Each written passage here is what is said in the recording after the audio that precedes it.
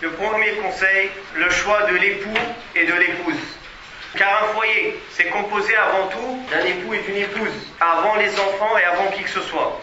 Le choix de l'épouse, dans l'islam, d'abord Allah Ta'ala a donné une grande importance, puis le prophète sallallahu alayhi wa sallam.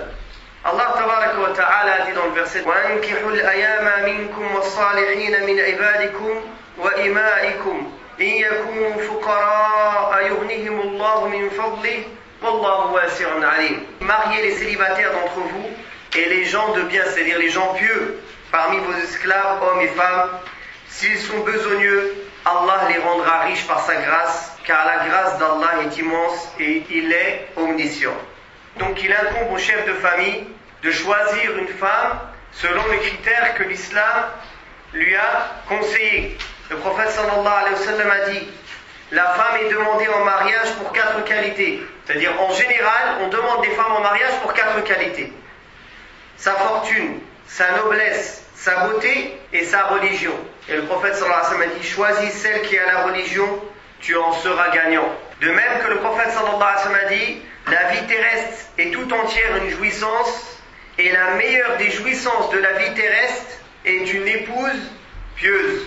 De même, le prophète sallallahu alayhi wa sallam a dit, dans ce hadith rapporté par Ahmed et Tirmidhi, qui est un hadith sahih, que chacun de vous adopte un cœur reconnaissant, une langue évocatrice et une épouse pieuse qui l'aide dans les affaires de l'au-delà.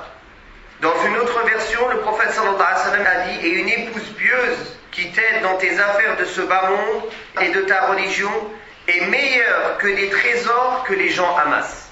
De même, le prophète sallallahu alayhi wa sallam nous a enjoint à se marier et a dit, dans le hadith sahih rapporté par Ahmed: épousez la femme affectueuse et féconde, car le jour de la résurrection, votre grand nombre me sera une source de fierté devant les prophètes.